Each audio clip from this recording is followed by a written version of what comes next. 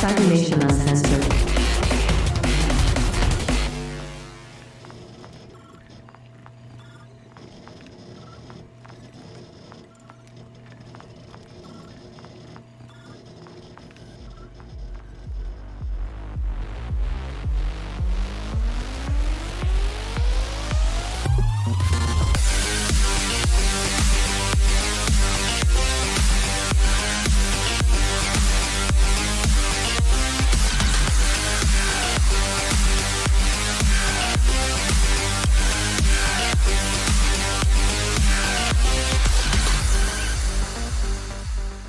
And we are live yet again. Hello, everyone. I am Cybersmily, one of the hosts of the Tales for the Forlorn Dope. I am Wisdom000. I am the other co-host. Greetings, programs. We have a good episode today. We've got Rob Mulligan joining us. Yes, we do. Yeah, for those of you not in the know, Rob is the guy who runs the whole Cybernation Uncensored channel that hosts us, as well as numerous other podcasts and plays, live plays, and good stuff. And is this the first time we've had you on, Rob? I think so. Yeah, I think originally I had you on different series years ago when we first started, when it was Cyberpunk Uncensored, as a matter of fact. And and then you guys started up this show. You put us together. I think once you guys started getting guests on and stuff, this is the first for me. Well, finally we get you on. Awesome.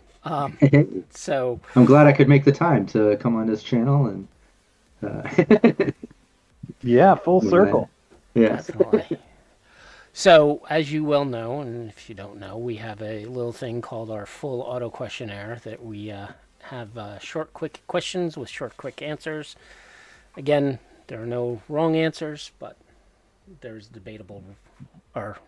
one that is debatable in my opinion. But I think after having the conversations with several of our guests, I'm starting to lean towards a better understanding of that last question. Anyways, so 2020, 2045, or 2077?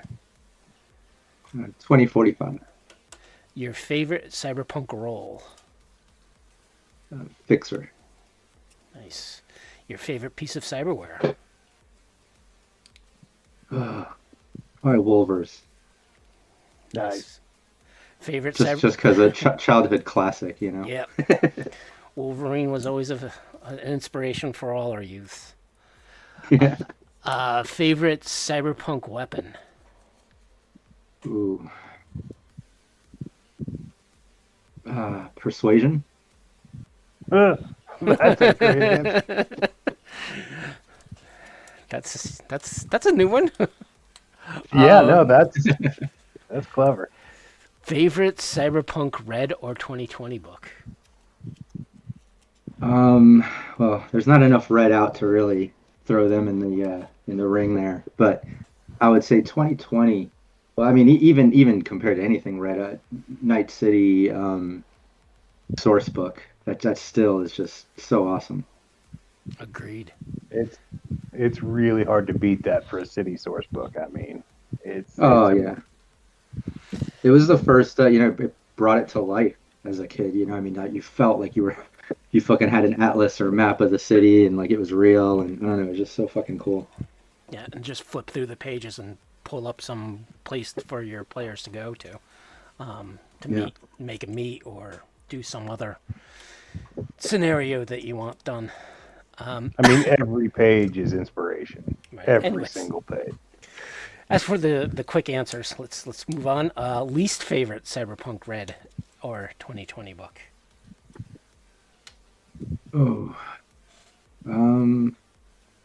what's the Tales of the Red? I'm not that fond of it. Okay. Huh. Pan Am, Judy, or Rogue? Not sure how well you got into the computer game yet. Yeah, not that deep into it. But face value and clips and things and minor encounters, probably Rogue. Okay.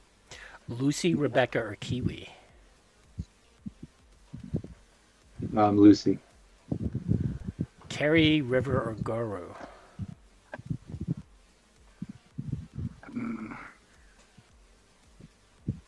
Probably Carrie.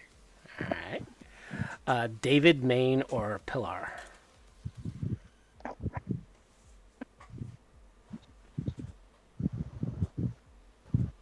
David. Yeah. Your favorite cyberpunk, or sorry, your favorite Night City gang? Night City. What? Sorry. Night City gang. Gang. Ooh. Ah, that's a tough one. 6th Street, probably. Okay. Favorite mega corporation? Yeah, Arasaka. Favorite Those boys in Arasaka. favorite cyberpunk movie? Ghost in a Shell, but childhood heart probably Blade Runner. But yeah, Ghost in the Shell's favorite. Okay. Favorite cyberpunk perfectly fictional valid. character? That had to be Major. Yeah. She Again, is, going with Ghost in the Shell. Yeah. she is awesome. Gibson, Dix, or Stevenson?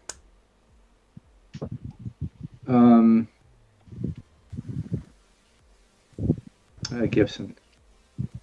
Okay. Favorite cyberpunk novel? Well, Neuromancer. It's kind of the only one that stuck with me.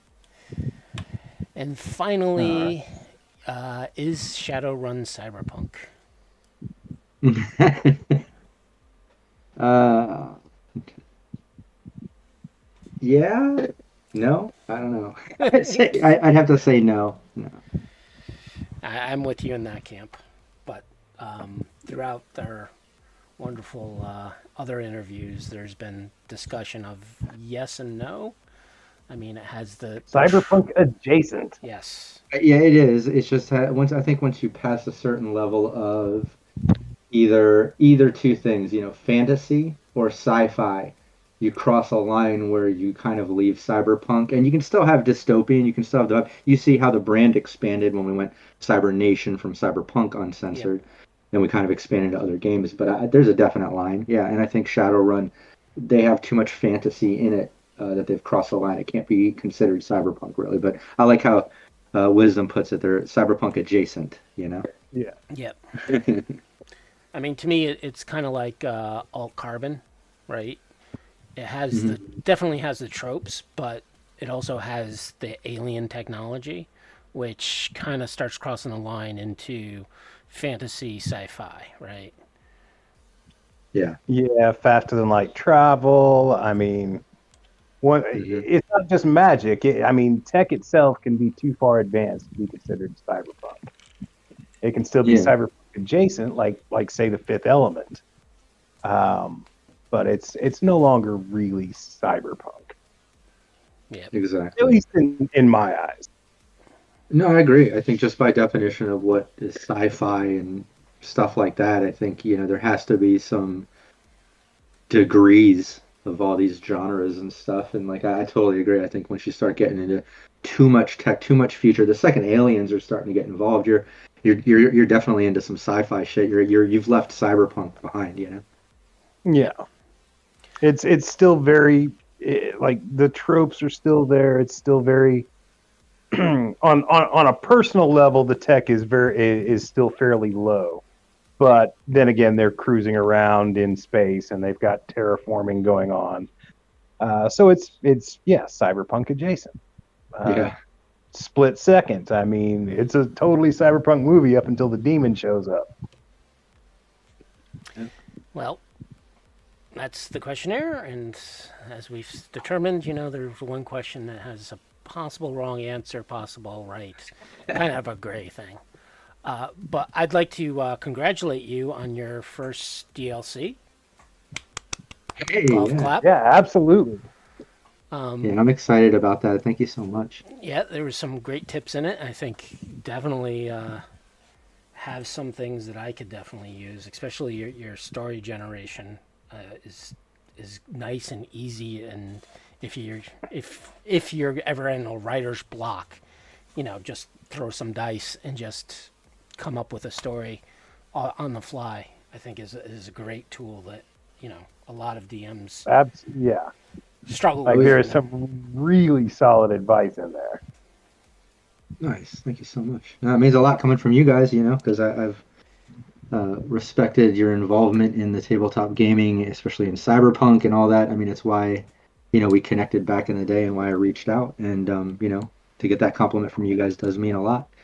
And, yeah, I think that you are a solid GM. You run a solid game. And the advice you threw out, it's not just good for Cyberpunk. It's good for any game anybody's running.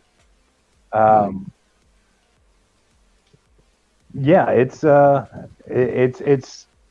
filed away now, and part of my what I consider my must reads for any GM. oh, that's awesome. Very cool. So Now the campaign builder definitely was a time saver. Not just for on the fly stuff, but running multiple teams and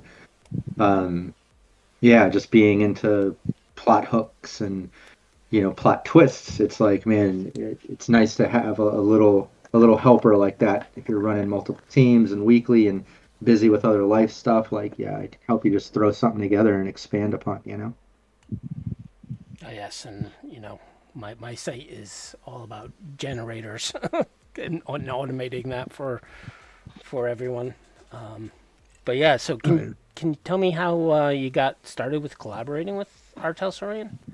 Was it them reaching out to you, or are you kind of hooking up with them? Me, yeah, just begging them and begging them and begging them and then begging them some more. No, I'm kidding. A little bit of that though, to be honest. No, I'm such a fucking fan. I've constantly been on Jay and now Dice and like just anybody there, James. Even when Terabella started playing, like I was reaching out inadvertently and like kind of adjacently to Cody, and like I'm just constantly trying to work with them in any capacity. We did a charity one shot in the past. I've had them on for interviews they're on a different GM tips episodes.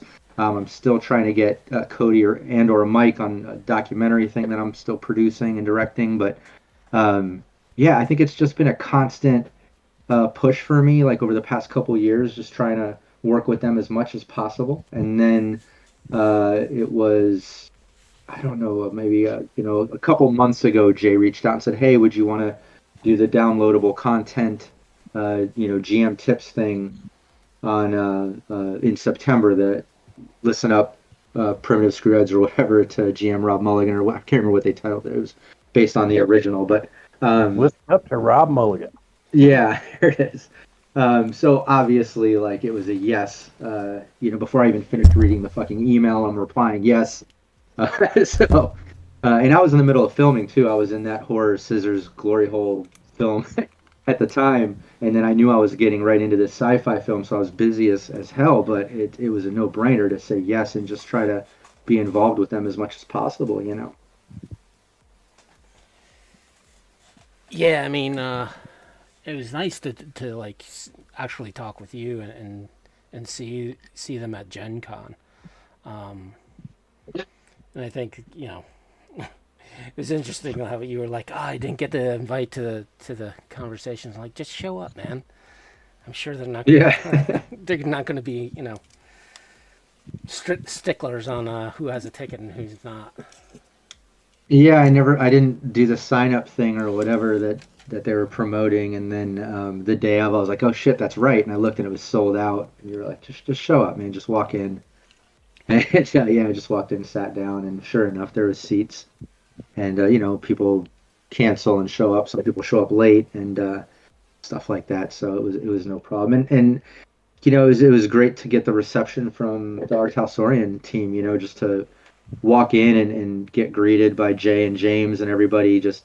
Everyone was just so fucking nice, so It was just really cool.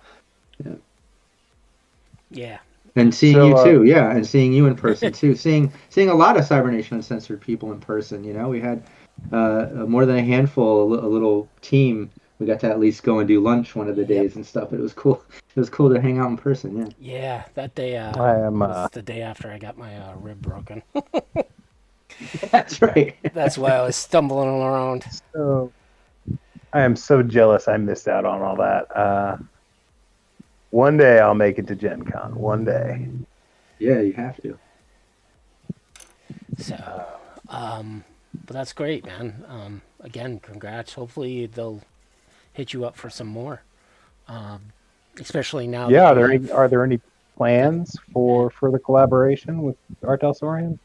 No, nothing right now, but you can bet I will be staying on that and keep trying to do more. You know, like I would love to work with them more and write for them, help them create things. Like I definitely have plenty of cyberpunk experience and passion for it. Love it. Yeah, yeah, because you did a collaboration with Mr. Stitz. Is that how you pronounce it? Yeah, Mr. Stids. Yeah. Yeah, with your Dead Lotus adventure scenario that's right now downloadable from Cybernation Uncensored. I Yep. did check that out. I don't know if I'm going to be able to run it. I might think about running it at some con, maybe. But problem is my in person group, they don't play Cyberpunk Red.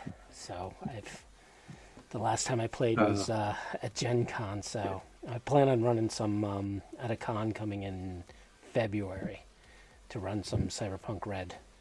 But yeah, Nice. I really liked that adventure. How it was, you had all the maps, you had like a cheat sheet with it. I really liked the art. Definitely, like it compared to my free downloadable stuff, it was very well. I guess I want to say manicured, but presented in a Oh yeah. very nice way and structured. Like, not that you're not a professional, but it is definitely a supplement that I could see as a pushable thing. Nice. Yeah, that's awesome. You know, I put a lot of fucking work into it, man. Like, just like with all my games, I always try to put like a plot twist and make things like, exciting or whatever, keep players on their toes, like every good GM should and does. But yeah, I took one of those adventures and kind of mapped out the outline of it.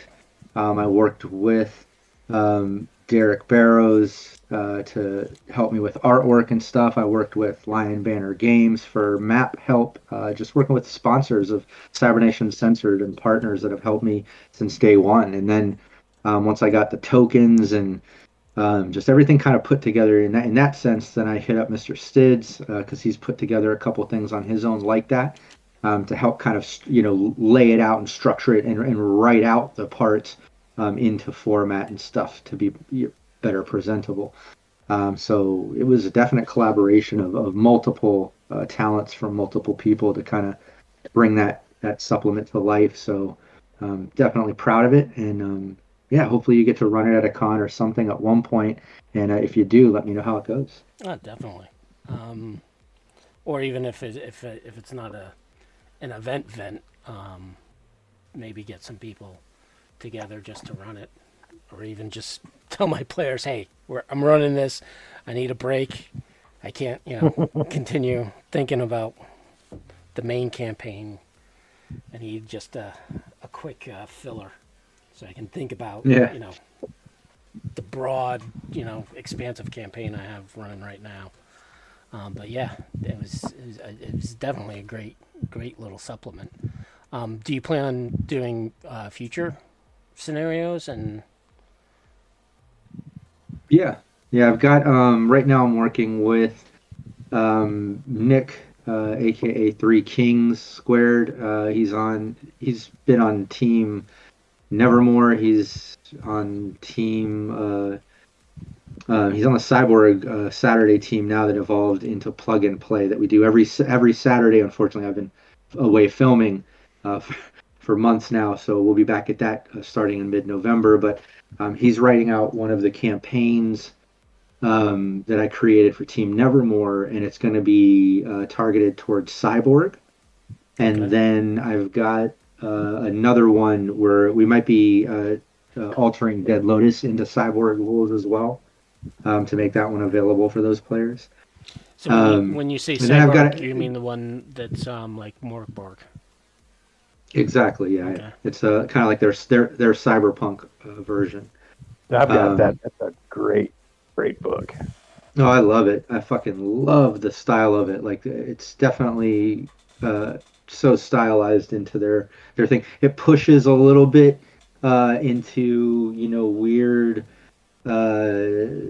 I don't even want to say fantasy because it doesn't push into that, but there's definitely some mutations and things. But it's all kind of comprehensible, and it makes sense. And it's like, it's well connected in the lore, in the pieces that they do have. And it being so new, I love being able to kind of manipulate it and work with it. But that's the next couple adventures I'm going to put out for probably Cyborg, and then I've got one I'm working on, another Cyberpunk one I'm working on with Stink Palm, excuse me, and then one I want to write out for my Shadows of Asterin campaign that I recently ran, because I love the guys in Studio Agate. Met them at Gen Con, really connected. I'm getting ready to put out a whole tutorial series on Shadows of Asterin, and I want to put out a campaign for that too. I think that game deserves a lot more attention. So you've we mentioned a couple of times your filming schedule and all that. Have you thought of, as part of your various projects, have you thought of converting any of your film projects into game material? Oh, 100%, and vice versa. There's a couple of things that I've been working on long term.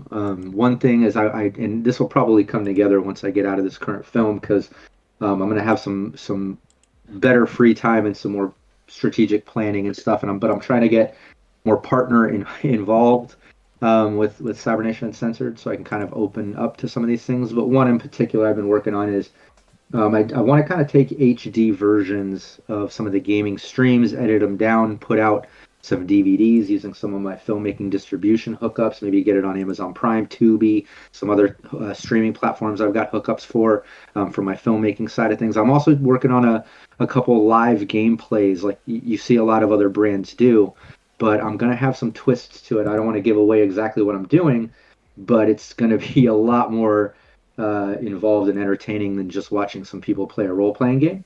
But it's going to be live. I'm presenting a pitch to Artal Sorian, to Modifius, to Studio Agate. I'm going to see who kind of jumps to help and bites at it, and then that'll kind of determine which game I'm going to focus on. But yeah, I definitely have some plans for crossing over my different networks and talents and things from the filmmaking side of stuff. Yeah. That's pretty exciting news. That sounds really cool. Yeah. That's cool. Yeah, I mean... yeah, you've actually got the ability to turn your games into these things, so that's kind of like a dream come true for every gamer, I think. Oh, yeah. Now, there was a minute there where I was pushing something called the Game Shop. I don't know if you remember that. And it was going to be a series about a game master working out of this shop, which is this guy, this kind of... He's not really a gamer. He is more into, like, baseball cards and shit, but kids come in buying Pokemon, and like I don't know, there's all this sort of stuff that it makes it a comedy, but it's based in a game shop. But it just kind of got canned and hit the ground because the GM that we were working with at the time was Satine Phoenix, and everybody knows kind of what happened with her and Jameson back in the day, and that was like right before their whole fiasco. So we were like, let's may not be the... That's not the person to have as the lead GM in the show. So, but yeah, I'm always trying to, cross network and stuff. Every hookup, every industry thing that I've done, whether, comic book publishing, touring musician, filmmaking, gaming, streaming, being sponsored, just everything I've done has come from just making it happen, like from nothing, like literally just networking and just making shit happen. Um, I remember coming across the country, moving to LA just to be more around the entertainment industry because at the time I was in Florida, I kind of maxed out all the hookups there and things I was doing and touring out of there. And it was like, I'm either going to go to New York or LA to be around the entertainment industry and further any of my careers. And LA won at the time because of the legal cannabis, because I'm also at the time a professional grower, which I won awards and stuff for when I moved out to LA. But once I got out here, I was like, fuck, this is the capital for filmmaking and shit. Let me get involved with that. And like now I'm fucking producing and directing films. I've acted in a bunch. I've got more than 20 plus credits on my IMDb. And like, I didn't have experience with that. I just, when I have a passion for something, I make it happen. You know what I mean? Just like the gaming stuff when we hit COVID and I started fucking around online a little more than in the past because of all the quarantine stuff going around. It was like I realized, holy shit, like there's a video game about Cyberpunk. I remember that when I was a kid. I loved that shit. And like there's been such a gap. And wait, they've been working on Cyberpunk Red? What is this?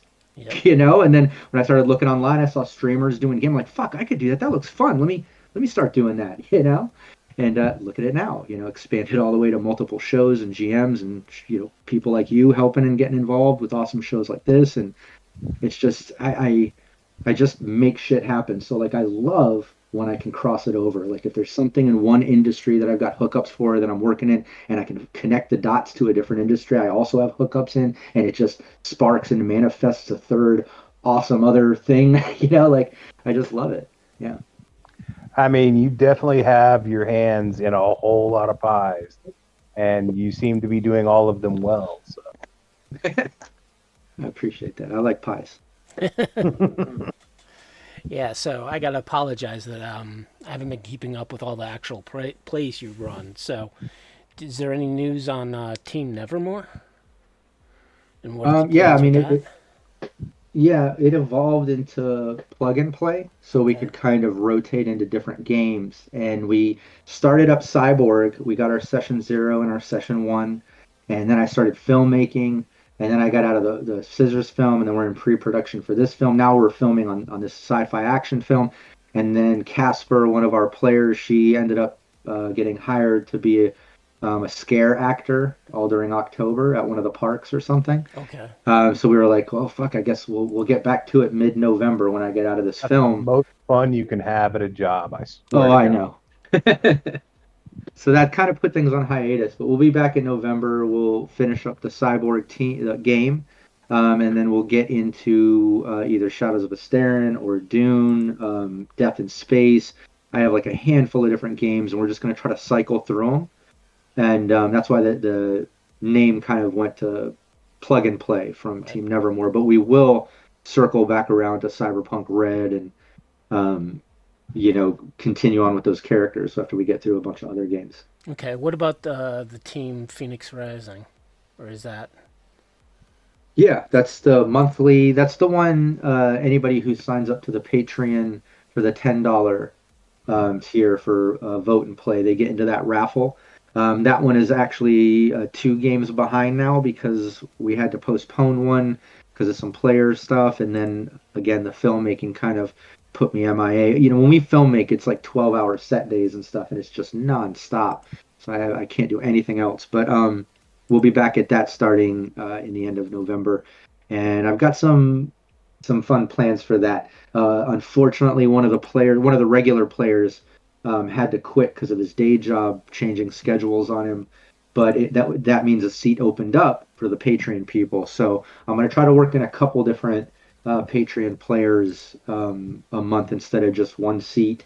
We've kind of upgraded to 2. We might even work in 3 here and there. There might be a guest in the works here and there. So yeah, Phoenix Rising will definitely be back too. Cool.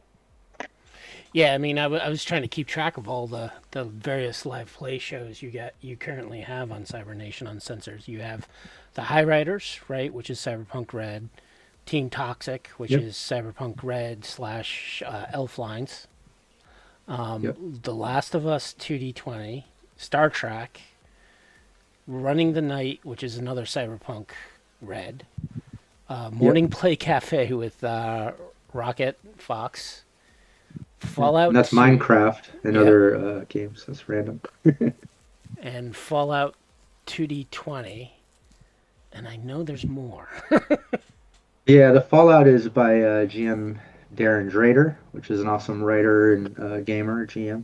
And then yeah, we have monthly Talk Nerdy to Me, which is kind of like our tech, gaming, geek culture show. That's on the first Friday of every month. That should be this Friday, I believe.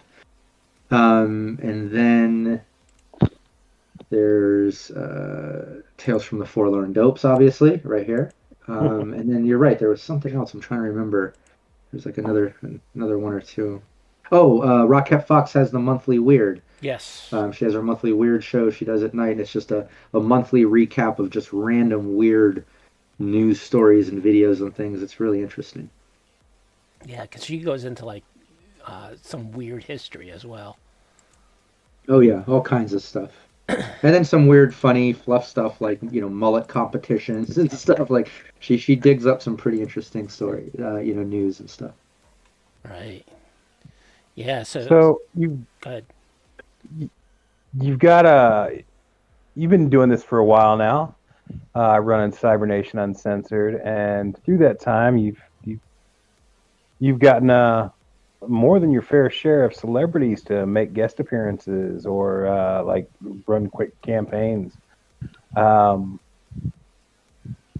who's your favorite unexpected celebrity to show up? Oh, I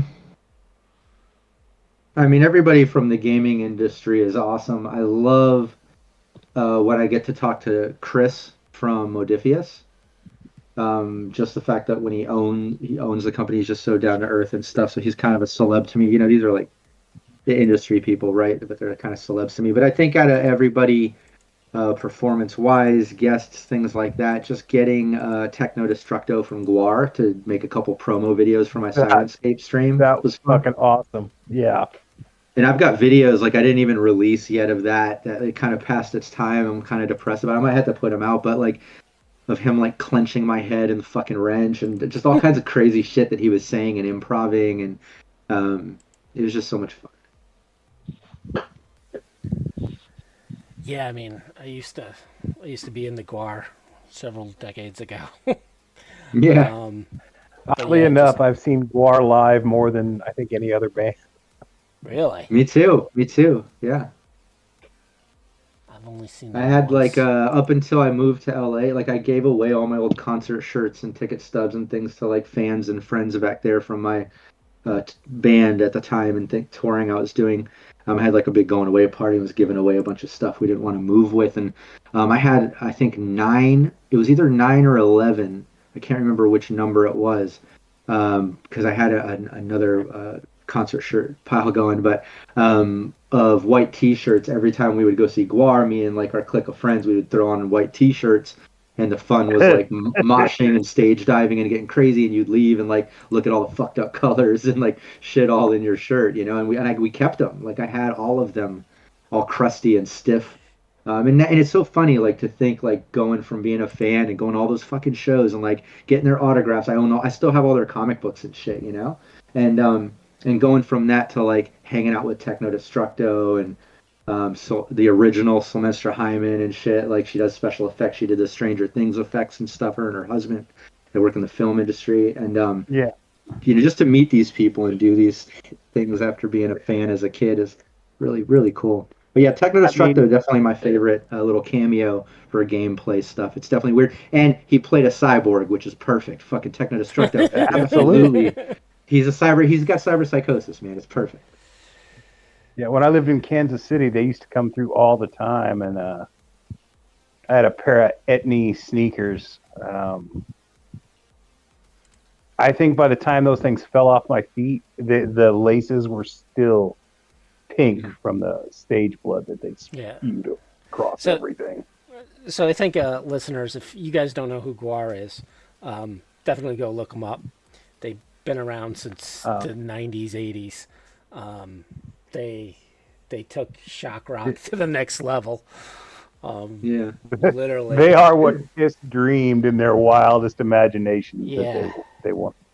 Oh, their background had like film. They had film school background and stuff. They went to film Yeah, I school. mean, They they're all a knew. bunch of film school nerds. That's Yeah, they were the ones that taught Green Jello when they were, before it was Green Jelly, when they got sued and shit back in the day. They were the ones that taught Green Jello how to move on from paper mache to foam latex and how to make proper Yeah. molds. Upgrade their stage stuff.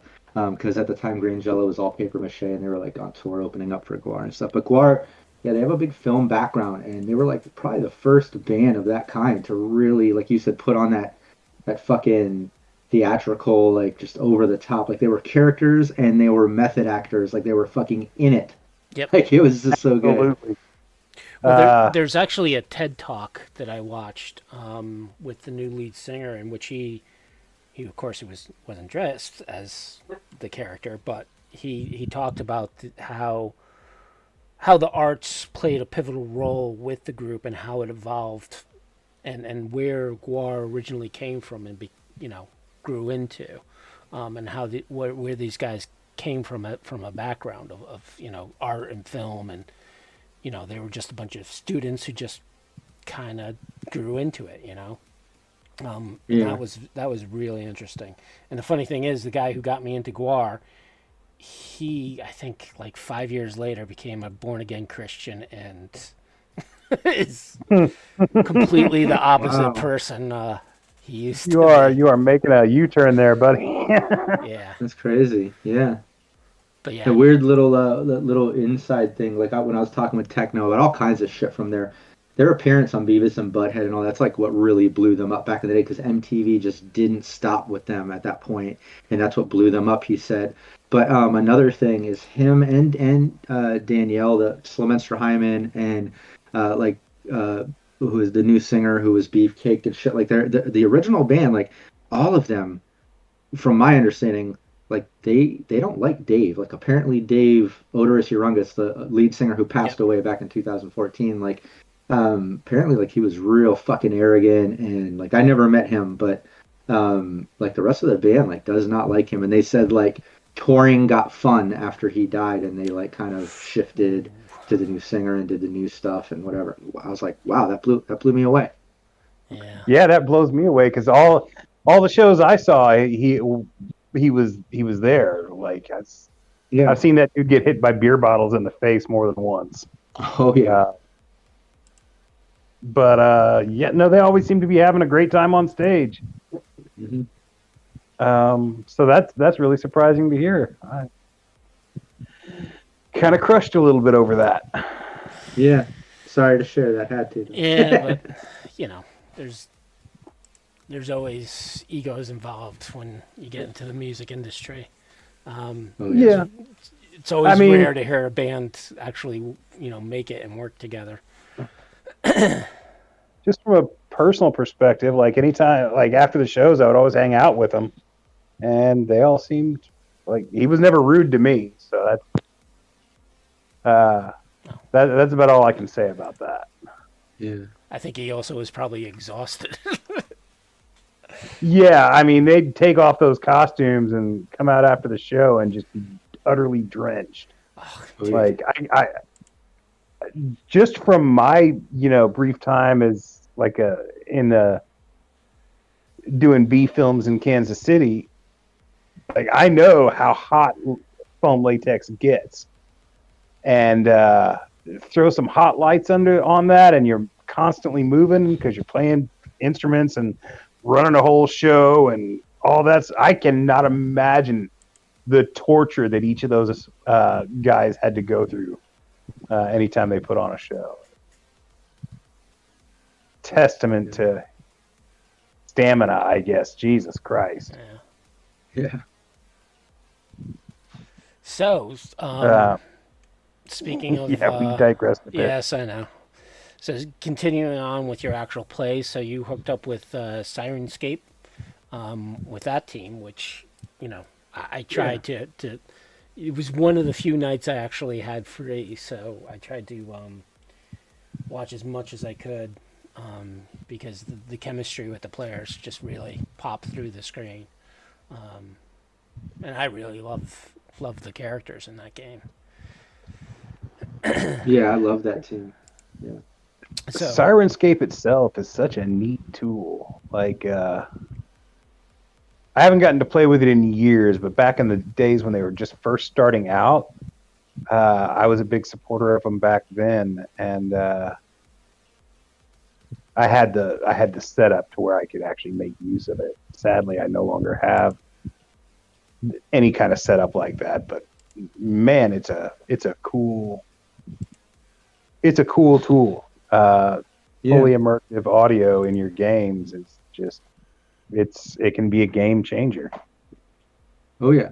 No, I was a fan. That's how I got hooked up with them to GM for them for so long, was because I saw what they were doing, and streaming all the time. I was like, fuck, man, I need that. Like that really brings the game to life. It's great for live streaming too. Like just it automates for a GM, even running multiple things. Like I can set it on like I put you in Night City, and it automatically randomizes. I can trigger gunshots when I need it, and like I could use it that basic, or I could really get involved and construct my own unique sound sets, which I've done before for certain games and things and scenes.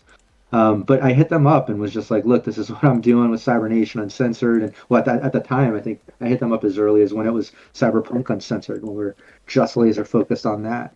And Yeah, and they were down, man. Like I said, I want to use your tool, and I'm gonna, I've been checking it out, and I'm testing it out, and I'm gonna buy it. But in the chance that you could come on as even just a product sponsor or something, I would really love that. But if not, I just wanted to reach out and tell you how much I love it, and I'm gonna fucking promote it. You mind if I put your logos on my streams and things? And like, I was like all in even without a sponsorship or anything. Like I just honestly loved the tool, um, and that's how I got involved. And they were just like, wow, really cool. We've actually seen your stuff. And then they started getting a little more involved. And then, some time passed, and I'm able to get all our streaming GMs with a Cybernation Uncensored copy of Sirenscape that all our GMs use under the brand as a sponsor. And then they did a sort of Cyberpunk Red mini one-shot thing with our Talsorian that they really had a good time with. And they said, man, we want to kind of continue this, and we see all the GMing you're doing. We like your style. We like your stage presence, so to say. Would you want to come on board and put together a team and produce these, a weekly show with us ongoing for as long as we can push it? And that's how it started. And I think we've been doing it for like 2 years now over there. And it's every Thursday. We've built up the characters. Like our fixer is already to rank 10. He's got like worldwide hookups and stuff. It's incredible the level that they've gotten, and we're kind of putting a wrap on the team. I'm sad to say, I'll break the news right now to anybody watching, because we haven't really made an announcement yet that the team is officially ending. There will be hopefully a new team coming up with the same players, new characters in the near future. It might not be weekly. Some things might change. I'm not sure exactly yet. That we're going to be working with Sirenscape on that in the future, and hopefully that'll happen sooner than later. But one thing that I've kind of worked out with them and the team is we did a bunch of one shots kind of showcasing each character. And then I'm doing a bunch of kind of standalone streams over the next, well, when I get back from filming. I already started it before I went filming with the wedding of Hades, played by Rocket Fox, and Alley Katz, played by Ellen Graham of Roll the Cast. They've kind of had a love interest thing going on between their characters ongoing for the past years, and it's grown up to proposals and stuff. So we actually had their wedding on a stream. When we get back, we're going to have the birth of Rush, the 10 rank fixer, his son, which I dropped that as a plot twist at the end of one of the one shots that his wife was pregnant. I always drop really awesome plot twists on those streams, by the way. Everyone should tune in and check those out. All the VODs are on the Sirenscape YouTube. But I'm going to come back to the birth of his son. And then they took over the 24-hour cafe I created. I created a 24-hour cafe in Night City to kind of be a transition spot. So in between campaigns, I put the players there, and in character, we role play out a recap of what just happened. We kind of foresight into what's about to happen, and it gives me kind of that little transition, a little break, a recap for people, and allows time for planning the next campaign. But I created that 24-hour cafe, and it's crossed over to all my other teams. I use it with every stream team that I do in Night City, and the team actually recently purchased the cafe. They blew it up and kind of fucked it up over time and different things they've done, but they ended up purchasing it under a great deal. and they've been renovating it with a tech from our team, Phoenix Rising, played by Chris Callies, aka Cold Spider, who plays in the High Riders campaign as well with GM Raven. But he's actually his tech is renovating the cafe, and after the birth of Rush's son, we're going to do an episode of the grand opening of the new 24-hour cafe with the team running it, and then we're going to do kind of a skip 10 years into the future. How's it going, and them kind of into their senior years or later years as post edgerunners and now running this cafe. So yeah, it's like sad, but it's happy, and it's been a long time, and it's exciting, and I don't know what to think about it yet, but that's where we're at, and that's what we'll be doing in late November. Yeah, I think with any long series, you're not fully aware of it until you're actually doing the wrap, Yeah. So, well. Oh, and just to see in chat, PWB says, will the characters of the current team live on in your universe? Will they be making some cameos as NPCs? And absolutely, I've already talked to them. The 24-hour cafe is a thing in all my worlds. I love it. I use it as a GM meta-wise, like I said, for in-between campaign planning. It allows for a recap. It's a fun role-play session. I do put little plot twists in it, but a little foreshadowing. They're just fun. So I'm going to continue on with those as the new renovated 24-hour cafe with those edge runners running it that all play as NPCs. And as you know, all those players, Rocket and Brandon are part of Cybernation Uncensored. Phil and Ellen from Roll the Cast are great friends. They'll be making appearances, but we'll absolutely have them make cameos on different teams at the cafe when applicable. Anytime I can work that in, I love it. I love having guests. Cool. Well, that's good to hear. Yeah, because I think the last I saw was Rockets was in a play, and you guys were going to wait until she finished up. But then again, you also have your, you're wrapping up with your own production. Exactly. Well, yeah, she finished her play, and then we got one session in where I got to do the wedding of Hades and Alley Cats, Yeah. and then I started my filming, so we went on hiatus again. Yeah. Yeah. All right. Cool. Well, more to look forward to. So I know off stream, but with your busy schedule, I don't know if you've had a chance yet to play at all Cyberpunk 2077 or even investigated some of the Phantom Liberty yet. No, not enough. The extent that I dove in was to be able to VR and kind of explore Night City, which there was a plugin on what is it, GitHub or whatever. Yep. That you plug in with this Oculus plugin. Like I run HTC Vive. If anyone's seen Virtual Reality Live, it's kind of this streaming brand similar to Cybernation Uncensored. I'm kind of trying to combine both those worlds. I want to get back into VR. I'm not a big video gamer. I love tabletop. When it comes to video games, like once I got into VR, that just won me over. I barely liked video games to begin with, but I love VR. So I do want to kind of combine those worlds and get back into streaming some VR stuff. But that I loved 2077 for being able to just walk around Night City and explore it a bit at the time that was working, anyways. Yeah, I mean, you definitely are a creator, not a consumer, as it were. Yeah. Cool. Absolutely. Awesome. Eventually, I think the biggest mistake they made was not allowing multiplayer, because if they had allowed multiplayer, you could actually run tabletop games. Oh, I know. Like live through the game. GM just tells you, that homeless guy over there is doing whatever. But just be able to have that fully 3D immersive environment that your character could just wander through. Oh yeah. No, and it doesn't even need to be. Absolutely, and it doesn't even need to be a full like they could literally lobby that and limit it to 5 players, 6 players, a GM 5 players or whatever. It could even be like someone kind of controlling NPC drops and certain things, and there's a VR game called Onward that's kind of a military simulator thing that when I do have time for VR, which it's been fucking forever, that's the one game I'm obsessed with. Anyone look up Onward. If you go to Virtual Reality Live, most of the live streams that I've done have been that. It is so realistic. You can die within a couple shots, and it's like it's a military simulator, and it's get your heart going. What's this called again? Onward.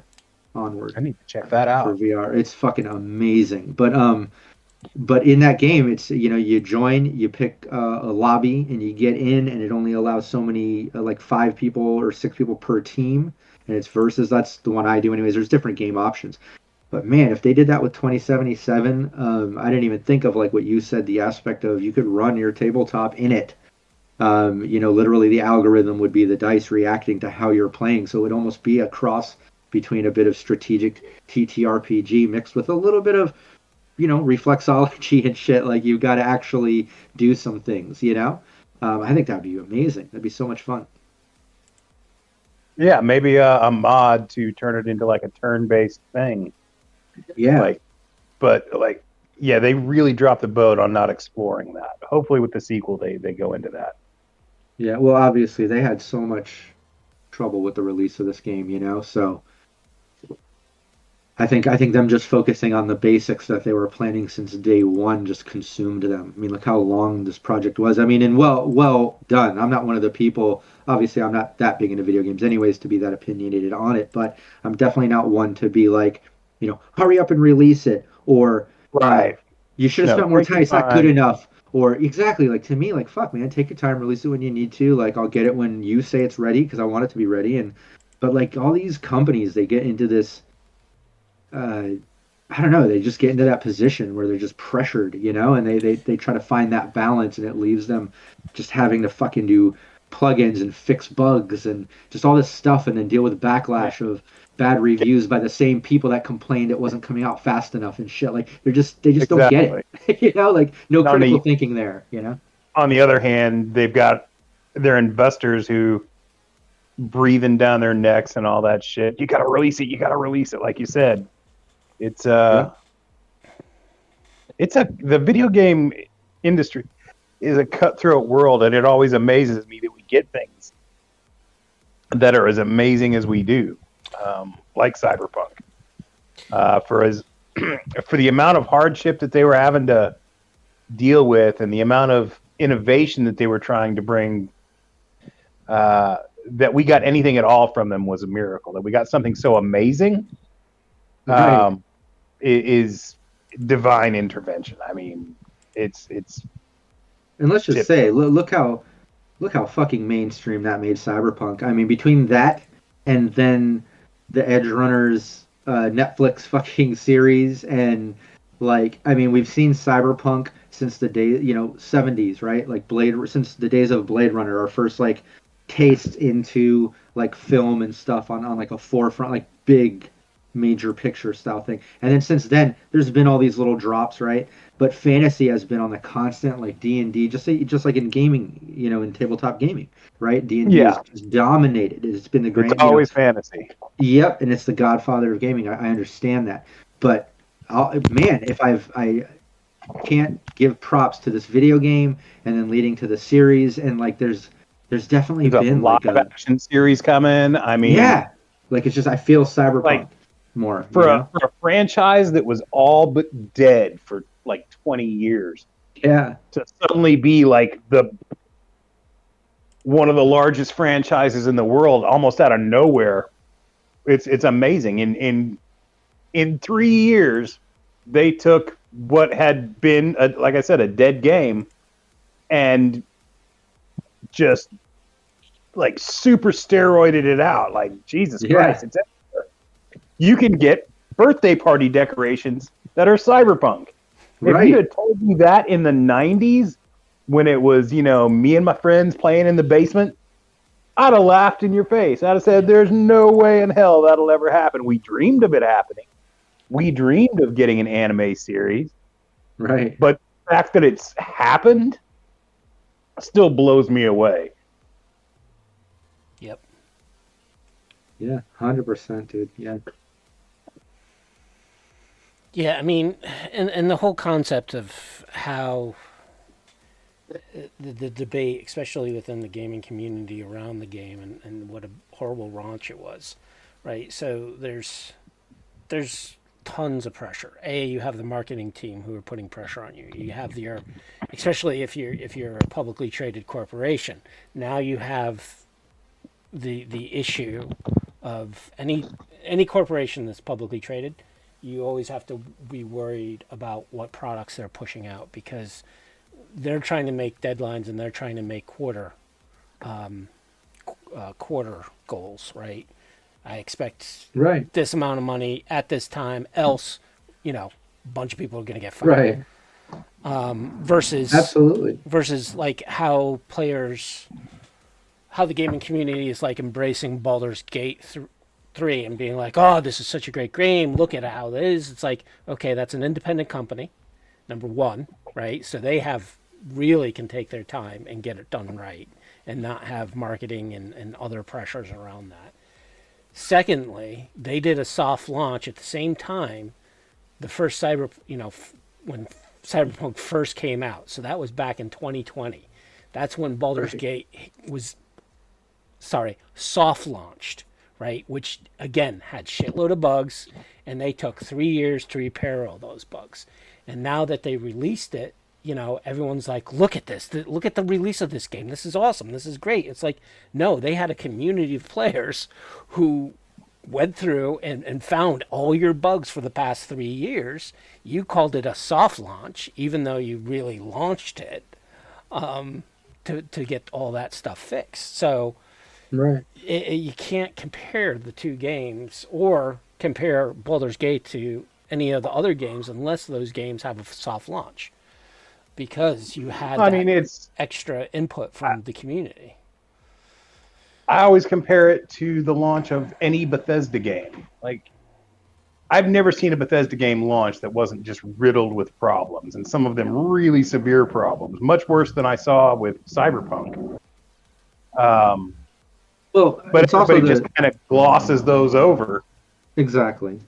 And I think it's And also the video game industry that's kind of industry standard too. It's like one of the only industries that's like gets the pressure to the point where they'll release something that's not done. Knowing, okay, we do fucking plugins and shit, and like we'll fix it as we go, and like let's at least get the core of it out there. It's good enough.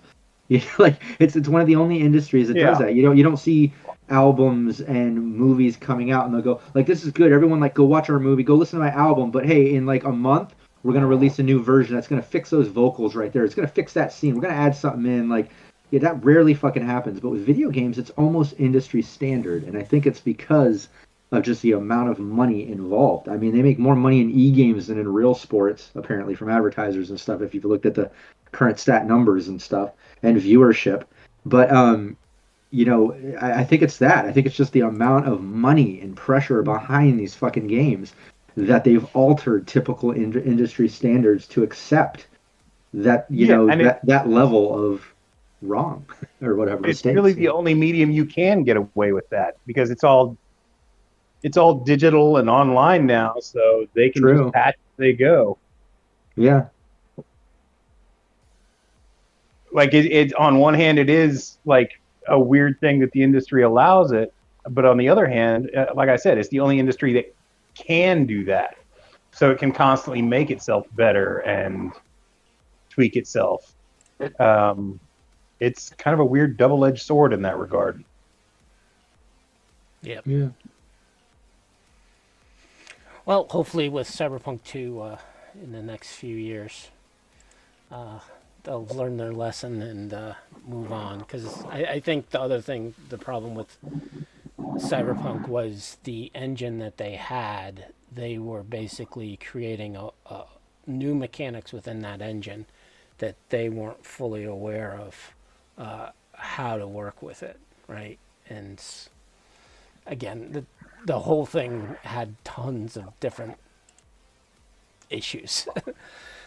From the testing, from the battles between the dev and management, between all of it, it's just it is. And they were really asking a lot of that operating system, like for something that they were just developing as they were going along.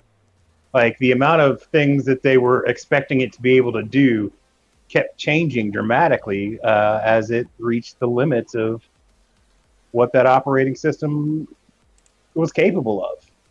Yeah. And them switching to Unreal is fantastic news. It means a lot of that work will be done for them. They just have to slot in the options that they want now. Yep. And that engine is about as close to perfection as it gets, really. Well, so far. So Rob, what else can people expect from Cybernation Uncensored in the future? Yeah, well, I'm excited to get back to running games. I'm definitely, like I said, opening up more seats from the Patreon. So I'm excited to like cycle in new players monthly, if not bi-monthly, depending on how many seats I can open up and kind of fill with that team. But I think that'll be a lot of fun. I think doing those rap sessions for Sirenscape is going to kind of I don't know, open up some things for me because, like I said, that was a weekly game I was running for 2 years. As much as I'm sad to see it go to an end, I know we've kind of taken that to the max, and I don't know, kind of excited to see what I can do freeing up that day because I do have some other team ideas, some guest appearance ideas. So I don't know. I think there's going to be some more GMing and gameplay. My team plug and play back on Saturdays with Cyborg and getting to cycle through new games. That's going to be back. So yeah, I think the biggest thing is when I'm done filming, I'll be back in the GM seat on a weekly basis, if not a couple times a week, and I'm excited to do that. Awesome. Well, definitely looking forward to it. Who knows? Maybe me and Derek can take a guest star spot on one of the games. That'd be awesome. Yeah. Absolutely. All depends on our schedule. Yeah, that'd be cool. Yeah, I would love to at least have you guys as well as all the other GMs and people running shows under Cybernation Uncensored at least stop in one or two of the games as like an NPC or something. Like even if there's not full commitment to a game, like something as easy as just hopping on a stream to play an NPC and fuck with the characters a little bit or drop a plot twist or just have fun. Like I love stuff like that too. It could be super casual. Oh, that would be awesome. Yeah. I would very much look forward to that. Yeah, we should do that. So, any other topics you want to cover? Like, I know you're definitely a GM. Is there anything you want to talk with us on running games, and how what you see for new GMs or even old GMs, things that you've seen that I think people should know versus or how they can improve their game.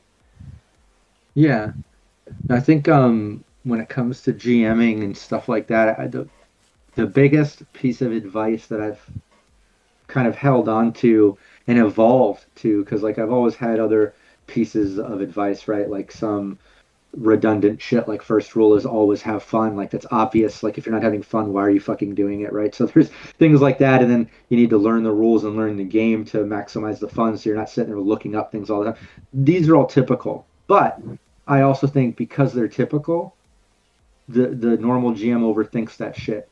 And then they end up not GMing because they feel like they haven't memorized the rules inside and out, every little thing, or they haven't, ran through their campaign idea in their head enough, or written it out, or prepped enough, or there's always something that'll keep you from doing things. And it's not just gaming, believe me. I've kind of gotten to this point in my life because of all the things I do in every industry is I just go for it.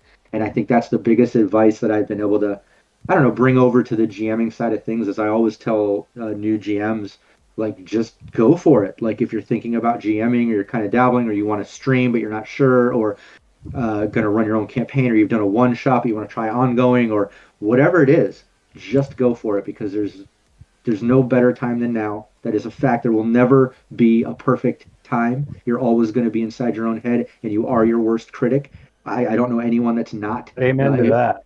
You know? So, like, there's never going to be a perfect moment. If you want to fucking do something, just do it. So, yeah, I think that's the biggest thing that I've seen with new GMs is them hesitating to really just jump in the driver's seat and fucking go for it. And 9 times out of 10, the ones that I see take that advice and just go for it, they become amazing within just a handful of sessions, and like they love it, and they just never stop evolving, and like it just. I mean, I've never seen anyone just go for it and then completely go, oh my god, no, I can't, and like quit and stop, and you know what I mean? Like you just get in your own head, and you just got to kind of break that shell. You got to break that barrier. You just got to go for it, you know? Yeah. Yeah. I mean, even for experienced GMs, I know one of the biggest hurdles I ever came across is I'd have all these great ideas that I'd hold on to, waiting for like, all right, I'll wait for like the perfect time to implement this idea. And then, you know, that moment passes, and that idea never comes to fruition because that perfect moment never comes. And I'm just all like, well, I should have done that. I should have just gone ahead. So now I just do it. Like if there's something I'm seeing in my head, so will the players. That's a great fucking point, man. On like within a game or campaign, you know, so many times back in the day, you know, I'll hold on to a great plot twist or something because, as you know, and I've said it already on this stream probably a couple times, I say it all the fucking time, like I love plot twists, and I like to think that's a big part of my GMing is I always try to create fun surprises, right? Within whatever genre the game might be. So I do that in Shadows of Astarin. I've done it in Dune. I love doing it in Cyberpunk because they're always dystopian or fucking backstabby or like, you know, grimy. There's always something to it. But there was a time, like, you know, I'll come up with these epic fucking ideas and I'll be like, you know, I don't want to do that in this campaign. Like you're scared to use up your good ideas because you feel like you're never gonna have another good idea, and that's just not the fact. That's not true. Like you just gotta go for it. Like you said, just fucking use them. Just go for it. If you have a good idea, like share it. Go for it. Share it with the players, and like sure enough, you're gonna come up with more. Like you know, like I don't know how else to explain that, but I had a moment where I was like holding on to things. You know? Yeah, the trap I would get into is I want them to experience a baseline of what's normal before I introduce this epic fucking thing. And it just, like, for me, it's all about creating moments. And if you don't throw those moments out, then they get lost. And you're just wasting your own potential. Yep. Yeah, that's part of why I started doing stuff like interim and shit, like what is in media res and shit, like just going right into it. Like that's kind of an ongoing joke as me as a GM. If you talk to a lot of my teams, they joke about, you know, me starting a campaign with you waking up naked, duct taped in a bathtub. You know what I mean? Like on the other side of the room, you see your weapons piled up. There's fucking, you hear someone coming down the dark hallway to the left, or I don't know. But like I love starting right in the mix of some fucking crazy, what normally might be a plot twist or a peaked moment, and then seeing where that evolves to, because like you said, you'll try to secure a baseline of normalcy, and before you know it, the players are already working into something fucking epic, you know, like on their own, whether you have something planned or not. Like, so you might as well just fucking go for it.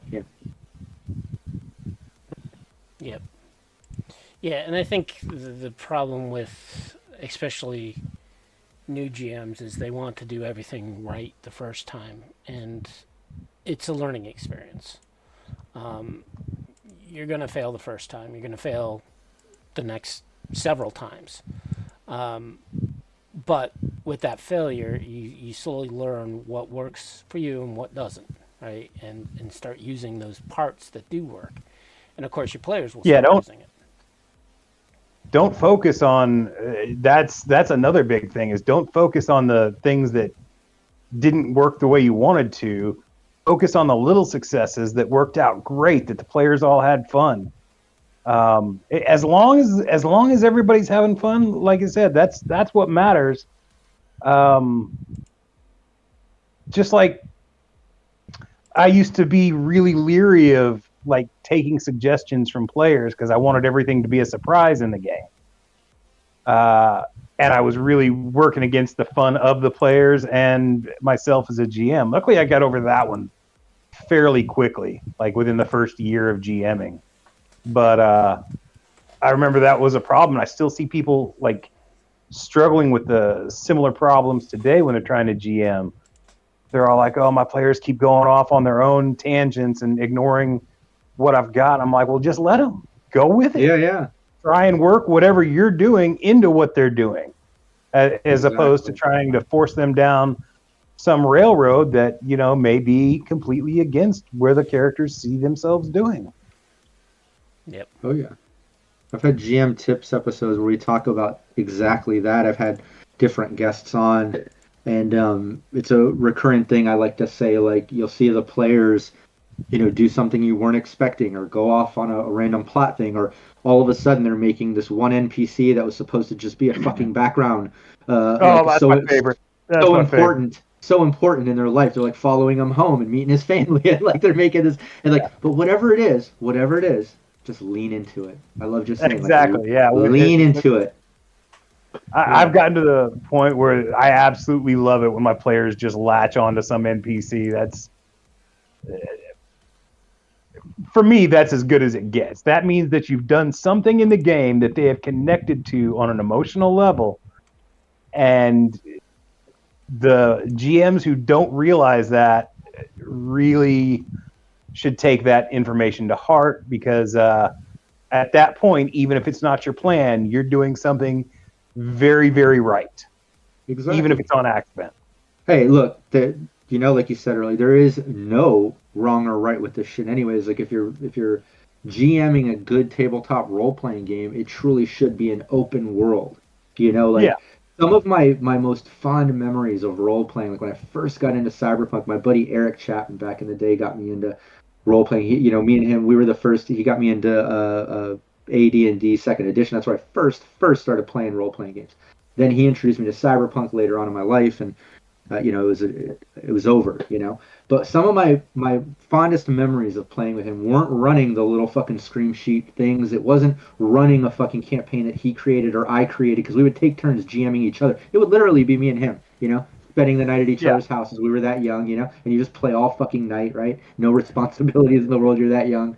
Like my favorite times were when we would just bust out the fucking map in the Night City source book and just wing it, or in the core rule book and just wing it on a fucking graph paper, and we would just pretend like squares were parts of the city. I would say, oh, I want to go down this street, what's here? And he would just make up whatever fucking shops are there. You just make up something. I would do the same thing when I would GM, and those are kind of my fondest memories of where, like, you picture the fucking city and the world coming to life, and it's really immersive, and like it feels like an 100%. Open world. You can go anywhere and do anything, you know. And I think that's part of being a good GM, you know. The art of RPGs comes to life for you. That's when you really get what it's supposed to be about, is when everything feels alive. And even if it's just from doing something as simple as, like you said, walking down the street. And it's those little details. Like, you don't have to worry. No GM has to worry about their epic storyline. They have to worry about the small moments. They have to worry about setting up the scene. Like, does the stairway in the dilapidated building you're going in smells like urine and fucking garbage? Exactly. Graffiti on the walls, weird stains on the carpet that you don't want to know what caused them. It's the little moments that bring out the game. Absolutely. And I think a big part, another tip, is learning to improv a bit. Like, good GMs can improv. I think part of the fun is, like, I'll play with most of my team's players, whatever. And again, those fond memories from back in the day. Like, if a player's like, I want to go down that alley, I want to go in here, what's there? And I'm like, okay. And you quickly kind of make something up, you describe it, and then sure enough, they're going to go in that door. They're going to want to talk to that fucking person that you literally just created for that scene because they took a left instead of a right, and you leaned into it because it's fun. And that's what the players are doing. It's an open world, right? So they go in and they're going to talk to them, and like they're like, oh, well, what's behind that door? Let's open it. And like inside, you're like, yeah, what is behind that fucking door? This is exciting, you know? But on the outside, you're like, yeah, you open the door. It's actually a back room. All these heads turn. You realize it's they're playing cards, sitting around a table. Two security guards lift up their guns, pointing it at you. Like you quickly just try to come up with something, like I just did right now. Like Yeah, so. absolutely, But 100%. inside, yeah, but inside you're just as fucking like I don't know, lost and excited as the players. Like it should be an open world, but part of being a good GM is being able to kind of improv any situation like that. And there's charts and things that you can roll on to help you create things on the fly, like my campaign builder. I have other ones like the weather creator and things and location creator that I've put out, and Artal has put out things like that too. So there's all kinds of stuff that can help you along the way as a new GM. I mean, 100%. I mean, all the source books I've written for Data Fortress, that was just shit I was coming up with off the top of my head while I was running games. And I was like, ooh, that was a good idea. I should write that down somewhere. Oh, yeah. And that's basically how the entirety of Data Fortress became a thing. Yeah, the big plots will take care of themselves. You can always shoehorn them into whatever the players are doing. But the improv, the thinking off the cuff, because your players are always going to fuck over whatever plans you thought you might have. You just have to learn to roll with it and make the most of the smaller moments that tie the big thing together. Yeah. Yeah, I think one of the other things that a lot of GMs miss is just roll the dice. If you roll a 1 or 2, more than likely you failed, or someone has failed. If you roll higher, well, more than likely you succeed. And if there's an iffy number, that's when you go off and you start, digging in, looking to see, hey, was I successful or not, right? Just to keep the action moving. Yeah, but at the same time, you don't ever, as a GM, one of my biggest hurdles was I used to use rolling dice as a method to create drama. And I would have players roll dice for just about everything. And I very quickly came to the realization that, some of these things I don't want them rolling dice on. I don't want them to be able to fail this so catastrophically that it kills everybody just on something stupid like driving across town. Yeah. Right. So yeah, roll dice, keep it fun, keep the players invested. But yeah.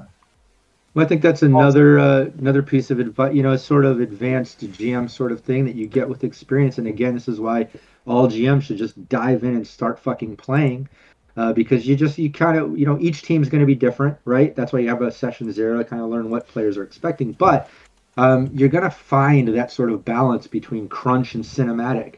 And some scenes, like you said, dice are going to slow it down or lead it to the chance of something that completely derails the possibilities that you have planned or something. I don't know. But there's definitely a sort of balance where, you'll just describe stuff and it'll be more cinematic and you'll kind of go with descriptive stuff and players will try things and maybe you won't roll it. You'll just kind of have options and answers and it'll be a sort of verbal choose your own adventure feel at a moment, and like I said, more cinematic.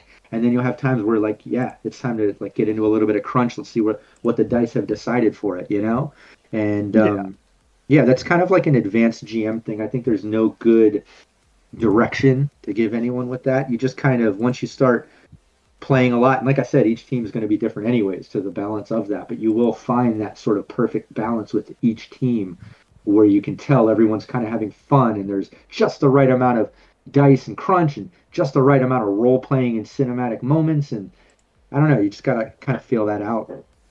Yeah, and like you said, it's going to be different for every group you're with. Yeah.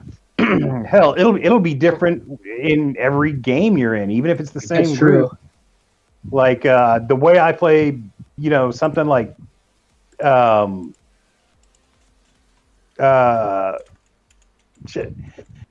Paranoia is different than the way I play Cyberpunk, and the way I play Cyberpunk is different than the way I play Dungeons and Dragons. Like it just, yeah, it all is going to be situational, and just find your groove. Find the group's groove. Yep. And see, again, that's those sort of things you cannot learn without just playing. Yeah, if you want a GM, you have to just dive in. Yeah. And being the forever GM is fine and all, but I think you need to be a player every now and then as well, just so you understand it from that perspective.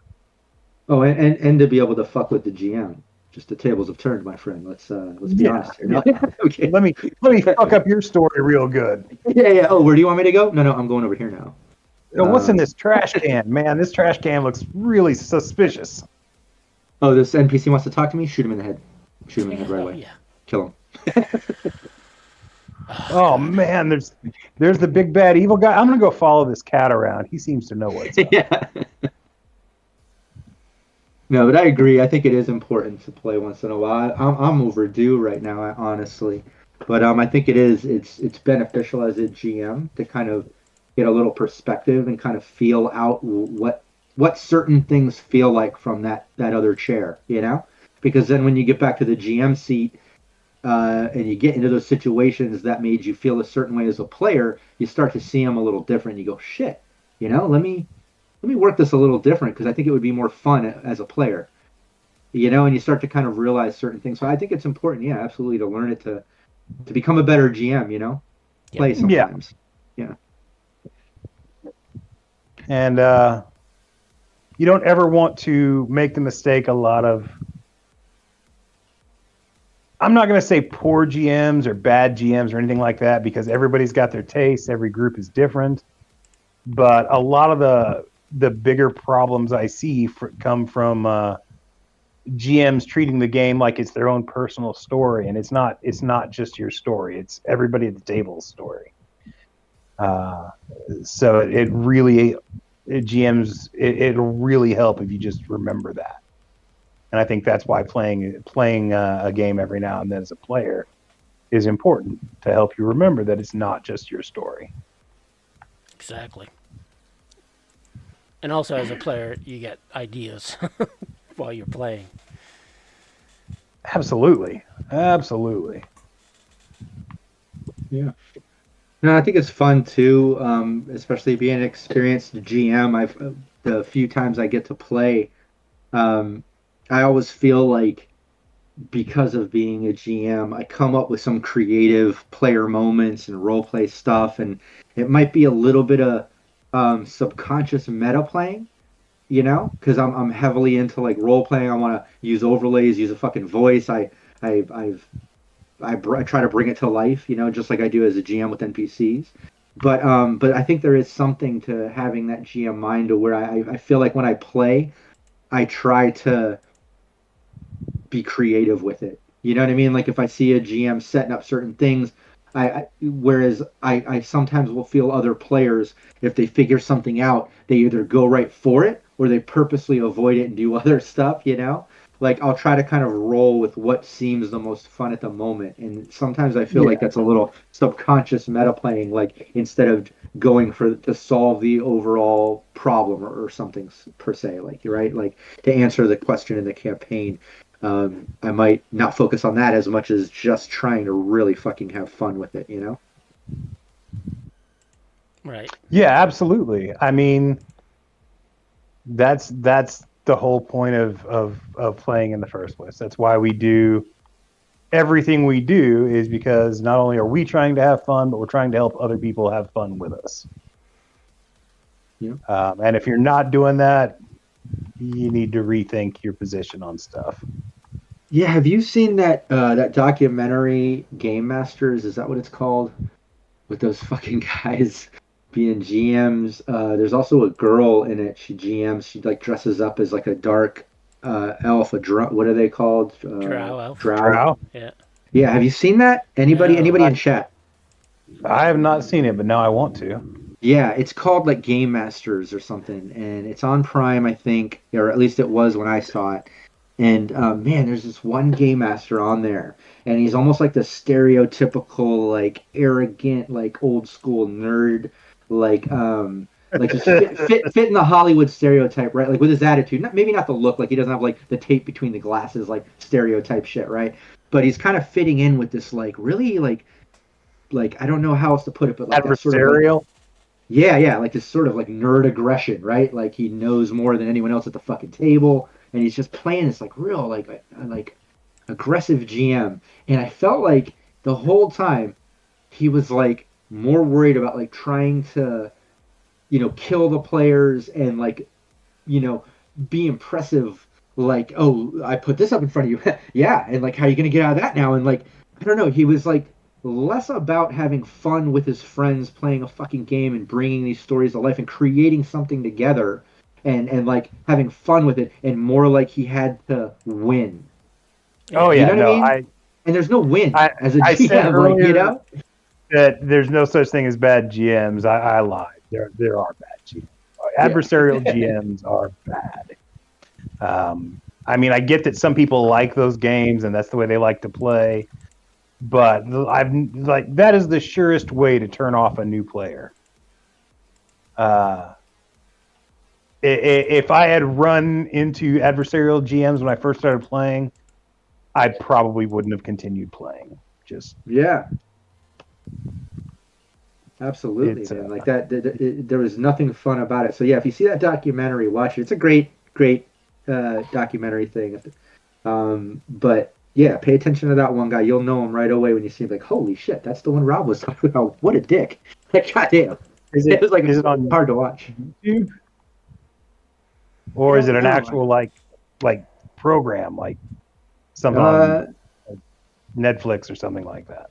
Yeah, it was an actual like documentary. It was on Prime. I mean, it seemed low budget, but let me see if this is. Oh shit, I got Prime. I will definitely be checking that out. It was on there when it was. I don't know if it is anymore. Yeah. The way the Prime algorithm works is so messed up.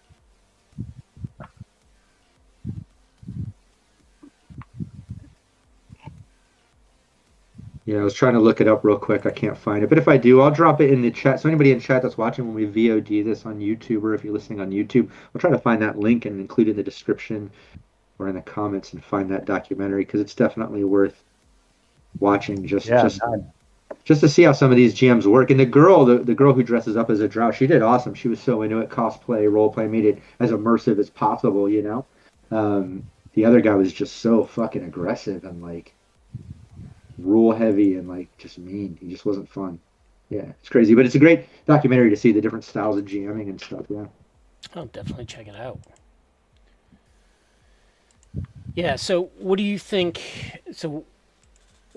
players can do to help a GM out? Learn the rules. That's like the first thing that can really help. Like I can't tell you how many teams I get with, and somebody will be like, just like in Cyberpunk in general, like, oh, I want to be a netrunner, I want to be this, I want to be that, and then like you get into it and you're like, shit, okay, look, what deck do you have? Okay, you only have this many net actions. Yeah, you have net actions, but you're still in meat space. Yes, it works like this. And it's like, man, it really slows down the game. Or like you get a solo. Okay, you got to allocate your fucking rank points. Where are you putting them? This gives you a bonus, and this gives you, like there's certain things where, man, if a player just gets into their character and learns their character, it'll make the game so much smoother. The GM should really be focusing on implementing the story, the plot, kind of painting a picture, creating a world that the players can go play in and have fun in, dropping some plot hooks and things, obviously, like giving some purpose, right? Some options of some direction. But, it's important that the players don't make the GM, be the rule book the whole time. Explain every little thing, every round. It's rough. Like, dude, you've been playing this game with me for 10 years. What do you mean you don't know what you're supposed to do? Oh, yeah. Right? Oh, that's the worst when it's, new players I can understand a little bit, especially if they're, like, jumping into, like, in my case, I have lots of live streams, so I know players sometimes jump in last minute, or I do the raffle, right, for Patreon. Like, I'm absolutely okay with it when it's those types of situations. But like you just said, man, if it's a player I've been playing with for, like, months or a year or more, like, come on, learn the fucking rules. What's up? It's mean. That's mean to do to the GM. I mean, at least learn them as much as it pertains to your character. Like, I don't expect you to learn every last rule, but Jesus, know how That's your true. character Yeah. works. Yeah. Don't make me start looking through the fucking books for you.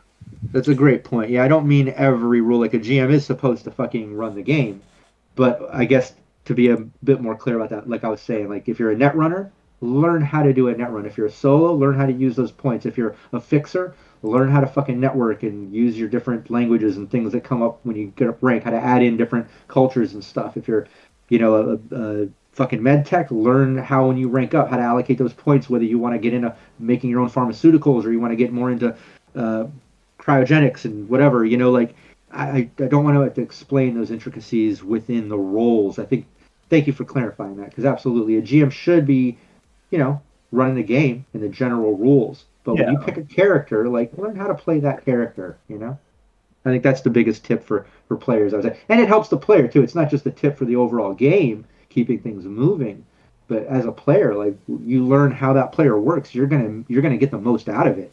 Like if you don't understand the little details of how your role abilities are working and shit, then how are you ever gonna truly maximize those in situations, and use them? Although I say all that, but at the same time, if you told me I had to figure out Thaco now, I'd look at you with a blank stare. Well, Thaco was easy. It was such a backwards mechanic.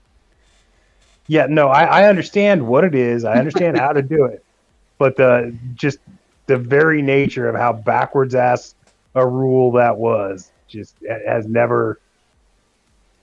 It's like mentally self-induced. I don't even know the term for it. It just seems like added crunch just to say we're smart enough to know how to add more crunch to it. Like you could think about it more you could think about that shit streamlined, but why do that when you can prove that you're smart and you can add in some extra math? I know it's not that, but yeah. Again, you had a bunch of guys who were very math oriented, I think, especially from a wargaming point of view. And I think they... Yeah, I mean, they all came from wargaming backgrounds, which is...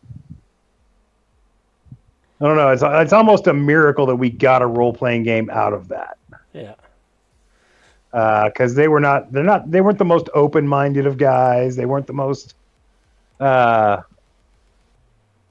different time and era, Yeah, different time and era, different sensibilities, but yeah, knowing what we know about like Gary, it's a miracle we got what we did, and we're absolutely grateful for it. Yeah, the con I... But yeah, it was a long, hard road to get there. The con I go to up in Massachusetts, for a while, like Frank Metzer was there, the guy who wrote the original Temple of Elemental Evils. Did a bunch of things. He did a lot of Beckme stuff. Not Artisan. Who was the other guy? Krast. Is it Tim Krast? One of the other, he was like one of the trios. He was a lesser known of the guys who started TSR. But he would go there, and just hearing these guys, and this was a few years ago. Frank stopped coming to that con prior to COVID, and same with Tim. But just hearing these guys talk to these players, and of course my friends are like hard old school D&D players, and they would always be on those things. And of course players make stupid mistakes. They would just lay into those players, but like, how can you be so stupid and not check for traps on that door? What were you thinking? Oh yeah, no, the old grognard fucking mindset. Like, dude, you guys played entirely different, fundamentally just a different game than what we played. Even in the 80s, the 70s players, those first guys where the whole thing was very adversarial because it came from wargaming roots. It was very much players versus GM and vice versa. Yeah. And I think getting back to the players, I know we started getting off topic with like the history, but for me, yes, they should know the rules. But another thing is be present, especially with this day and age of technology where you have the world in your hand. You know, pay attention, because I've had players who, you know, middle of combat. All right, you do this. You know, each go down each player. Okay, it's your action now. Okay, it's your action. Oh, what's happening? Dude, why haven't you been paying attention for the past 5 minutes? Oh, well, just, you know. And then again, when it comes around to his turn, what's going on? You know, it got to the point where I'm like, all right, you know what? You're not working in this game. I get it. I had a player like that back in the day, and it was horrible. They would hold up combat, they would hold up decision making, all that sort of stuff, and it was just ruining it for the other players. And they ended up cutting that player. They just couldn't pay attention, you know. Yep. I mean, I get that. Hell, I personally like something has to be visually engaging me at all times, almost. So I can stare at art or whatever while the game is going and still pay attention. But I get that argument on both sides. But you're right. There's nothing worse than somebody who just absolutely is not paying attention to anything over and over and over again. And every single time their turn comes up, you've got to explain the whole situation to them. Literally, what's happening to their character. Like, you could at least pay attention to that. Yeah, you should at least be invested in your own storyline, if not the bigger picture. At least you should know what you're currently doing or where you're at, what your plan is. Yeah, and it also causes problems with other players because they're the, you know, you're delaying. Yeah, I mean, everybody's time is precious. You're fucking up everybody's shit. Pay attention, at least in much so that you know what's going on and you know what your character's going to do. Have a plan before your turn. Don't wait till your fucking turn to, like, oh, okay, well, where's this guy? Where's that guy? Blah, blah, blah. No, figure it out. That's what you're... Use the time in between your plays wisely. Use it to figure out what you're going to do. Yeah.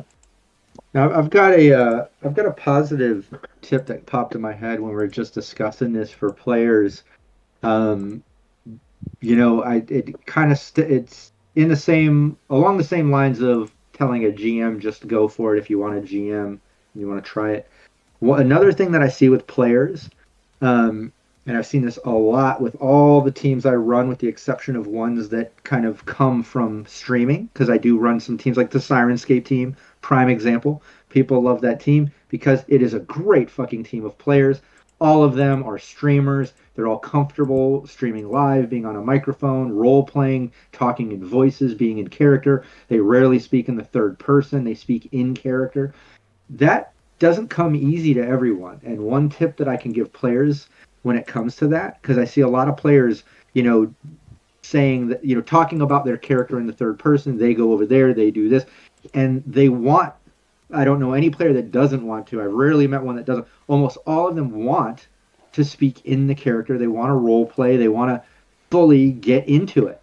But almost all players are nervous to fucking do that. And that's even with the GM doing voices and NPCs and stuff. That's the first step.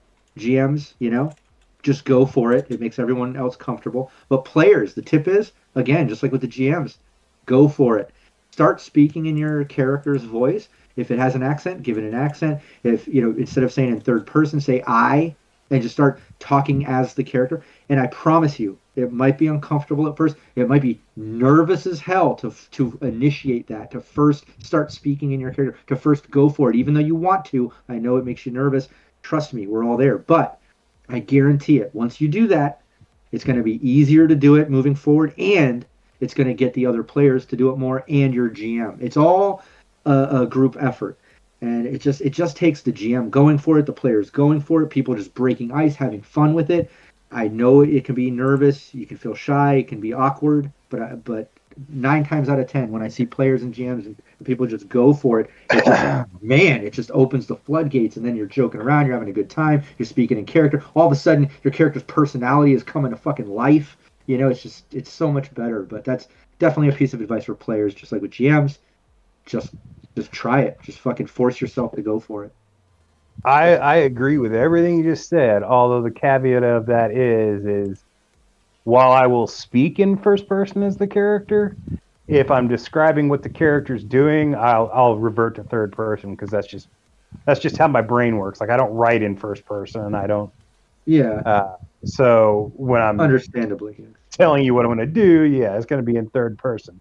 But yeah, the words that come out of my character's mouth, those are my words. That's me speaking for the character.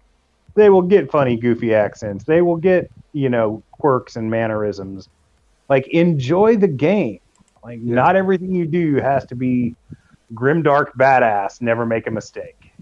Exactly. No, and I think people that like we've said, you're your worst critic. You're stuck in your own fucking head, and you will literally keep yourself from having more fun because you're overthinking that shit, or you're like embarrassed to do it, or like shy, or whatever it is. And we're all there. Like literally, we are all there. I rarely meet anyone that is just blindly confident with everything. And almost everyone overthinks things and like is their worst critic. So like just force it. Just fucking get past that barrier. Just trust me when I say that, and just go for it. Because once you do, like I said, it gets easier.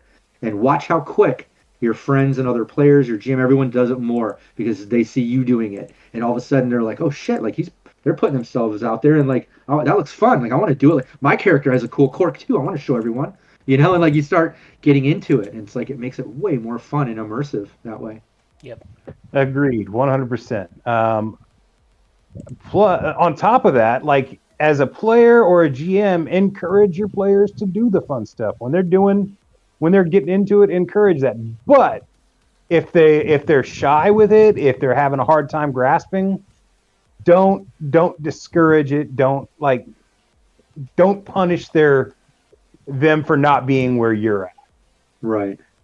Instead, encourage the small strides they do make, and then eventually they will be where you're at. It just, some people's learning curves are a little bit slower. They're what they can personally feel comfortable doing in a public space is gonna be different, and don't ruin the game or ruin somebody else's enjoyment who's still trying to figure that out. When instead you could just embrace what they are doing. Right. Look, I've got a little advice for something that I do. If anybody's seen me, run the numerous teams I've run for years or streamed for years, I guess you can't really see the ones I didn't stream, right? But one thing I do with players, and it really kind of opens the door for role play and for them to start getting into their character, is when I start a campaign or a stream. If it's the start of a day, I mean, it depends on where you're kind of starting, right? But if it's the start of a day, I'll kind of have them get up and each one describe the morning rituals of their character. Like, what do they do in the morning to get ready? And it's always funny to see the solo. He just fucking like doesn't even look in a mirror, just, like lights up a cigarette, throws on his jacket, walks out, stuff like that. So like you kind of get them to describe it a bit. Then once they're all together, make them talk to each other in character and describe the dream that they had last night. What did your character dream about last night? And that little bit of role play, that little creative thinking, isn't so difficult or intimidating for a player because they know it's not detrimental to the plot, it's not to the character, they're not going to die. Yeah, it's literally some creative it's thinking. Just fluff. It's a little bit of improv, and it's the characters talking to each other. Yeah. Throw some personality. So we get, just a little bit of personality, a little bit of creativity. Those are the keys that open up the door to the wider world of role playing. And those moments, it's moments like that, the little moments. That's the magic of role playing games. Yeah. Awesome. So, got about 15 minutes left. Any other topics you want to clarify? Yeah, one thing, because I saw PWB, I think, ask in the chat about the direction of CNU, and I know we kind of talked about that, of me getting back from filming and being able to run more games again, some of the teams that have been on hiatus, and wrapping up Sirenscape and putting, a cap on those storylines and stuff. The other thing I'm planning on doing, I mentioned it earlier, is I'm going to be putting out a tutorial series, a crash course, like what I did for Cyberpunk Red, but for Shadows of Asterin, and then eventually Cyborg and some other games. I also am going to be getting back into my GM Tips series. I have I think 30 plus or 20 plus episodes of that. And I tend to put those out every once in a while, but I do have a list of topics that I've been wanting to do. It's just when I can get to it, as well as my CN Reviews series. I got to catch up with a bunch of products and books. But yeah, I want to put out some more streams and videos that aren't gameplay. As much as I want to get back into gameplay, and I'm excited to do it, I want to kind of get back to the roots of when I started the brand, which was to stream gameplay and to put out content about the games I love. I love giving out Game Master tips. Like this stream today, it was like so much fun just to chat about just random GM and player tips and stuff like that. Like I, just as much as I have a passion for playing the game and running it and gaming, like I love talking about it and tips about how you can improve and my experiences with it. Yep. Absolutely. And your tools, like anytime I hear, I talk to anybody who's just coming into trying to GM Cyberpunk, especially for Red, I definitely send them to your channels and check out his GM tips, check out his Let's Plays. You'll be able to figure out everything you need to know from that. So, oh yeah, more of that is definitely a welcome addition. And also the game master card, referee card, right? Scorecard, right? Oh yeah. Which you hand. Yeah, the GM report card. That card. Because it's very similar to something I used to do years ago, and I stopped doing it. And I don't know why. Yeah. Well, it's like the video. I did a GM tips video about it. It's like, man, as a game master, we always constantly try to improve. And let's face it, everyone thinks that they know how to read people. I've never met anyone that's like, oh, I'm horrible at reading people. Everyone thinks they're fucking amazing. I know what they're thinking. I know what their true intentions are. Like, everyone thinks they're amazing at reading people. I've never met anyone that says otherwise. It's very rare. I will raise my hand right there. Well, that's rare, and you are very humble, sir, and I appreciate that, but it's very fucking rare, Most people are arrogant and cocky, and they think they can fucking read and see through everyone. It's just like that. But, if you're smart enough, you realize that's just not the fucking case. Everyone is different, So looking at that, it's like, yeah, we all GM and you try to read, the room. You try to get the reactions from players during different scenes and situations and learn what people like and dislike. And if you're friends with them, it's that much easier, right?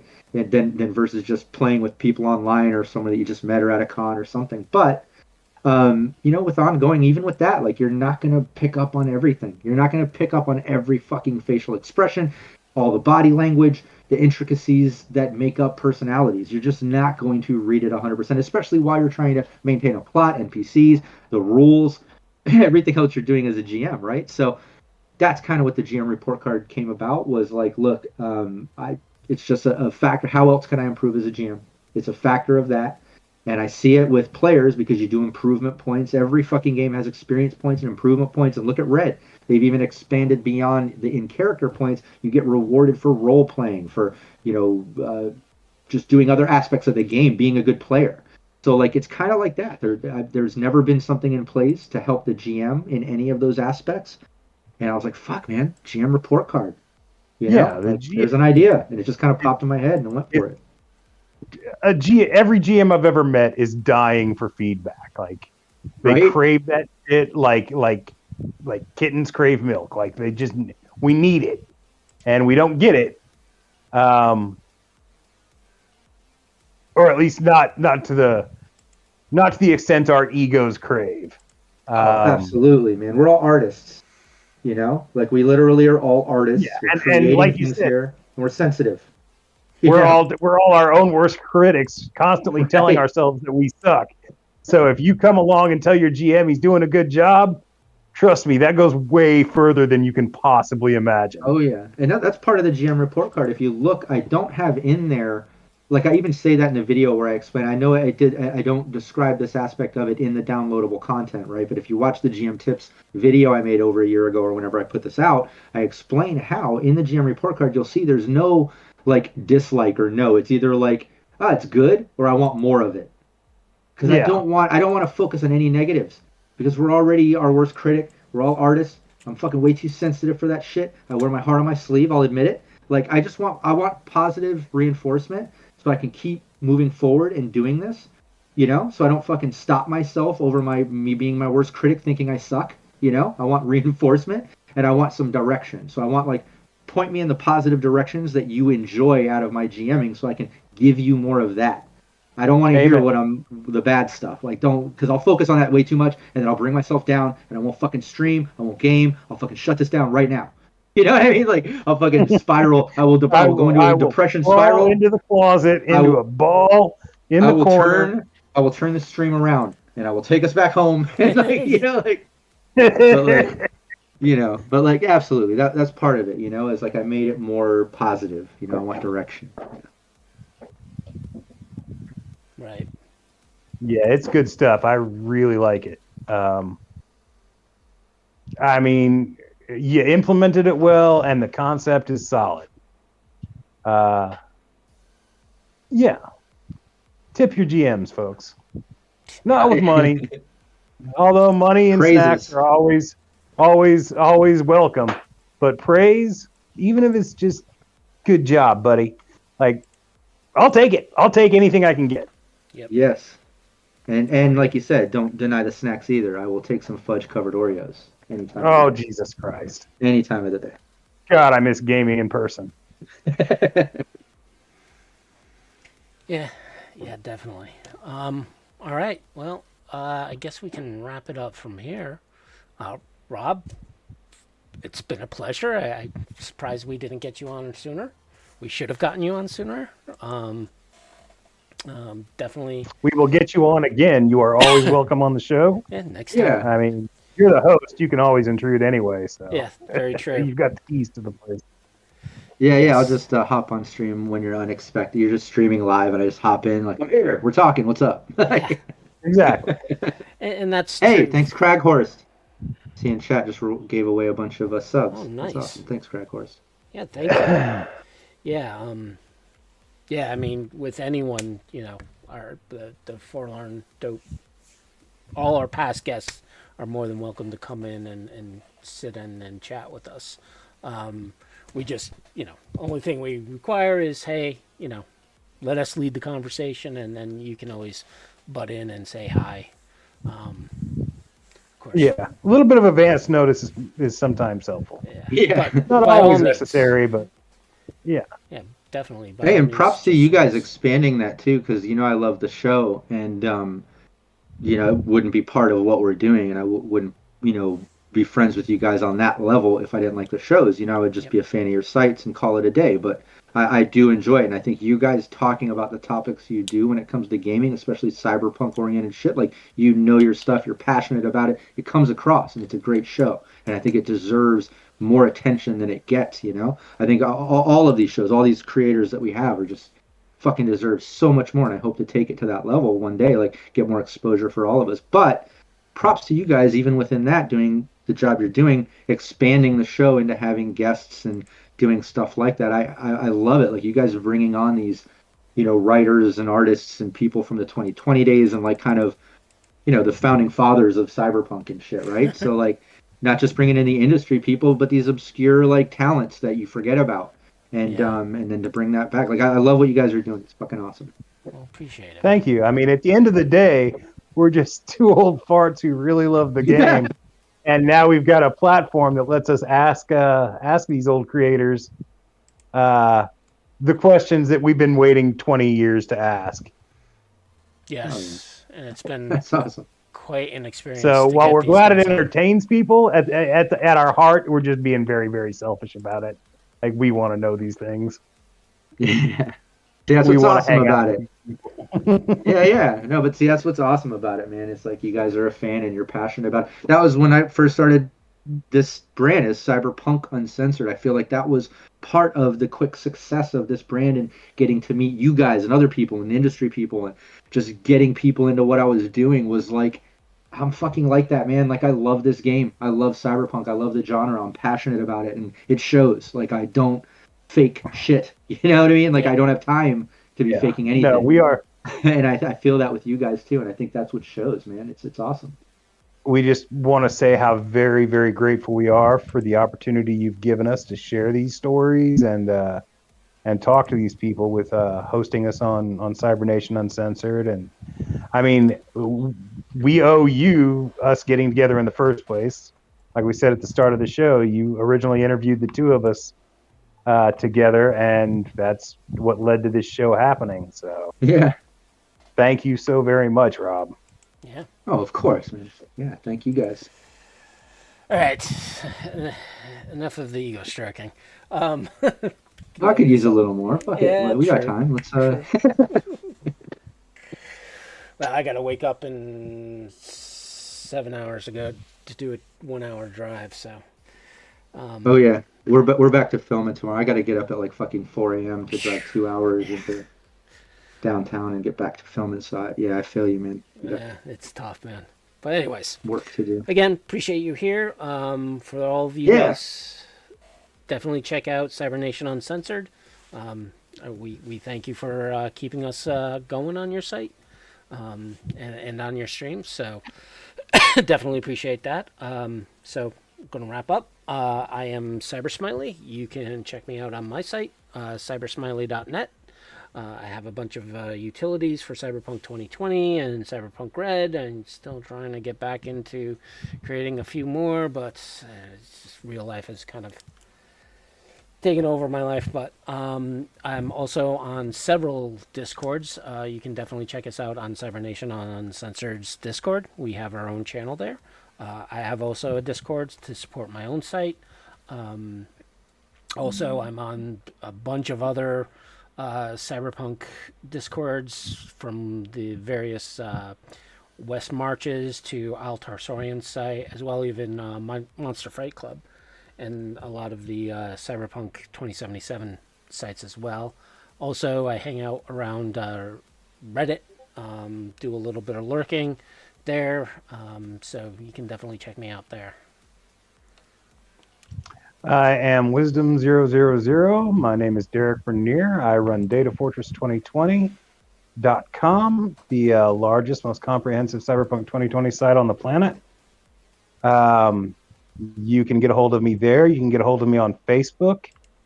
I am present on the Cyberpunk 2020, the Cybernation Uncensored, and the Datafortress 2020 Facebook groups.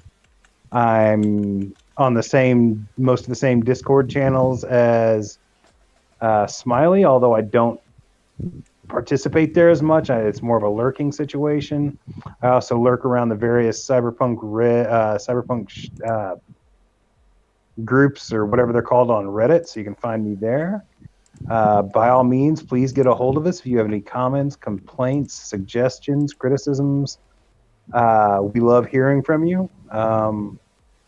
Thank you so much for listening and supporting us. Thank you, Rob, once again for hosting us on Cybernation Uncensored. You can catch this episode and all our past episodes on the YouTube Cybernation Uncensored channel under the Tales from the Forlorn Dope playlist. Thank you for coming on the show, Rob. Thank you everybody for listening. And thanks for having me. All right. Absolutely, anytime. And thanks chat too for asking questions, being part of it. Yeah, and Craghorse for rewarding giving out the subs and stuff. Just love chat being part of all our streams. Really appreciate all of you. I do, definitely. Yeah. We'll see you guys in 2 weeks, where we should have Ed Bohm joining us. Mr. Ray Bartmos.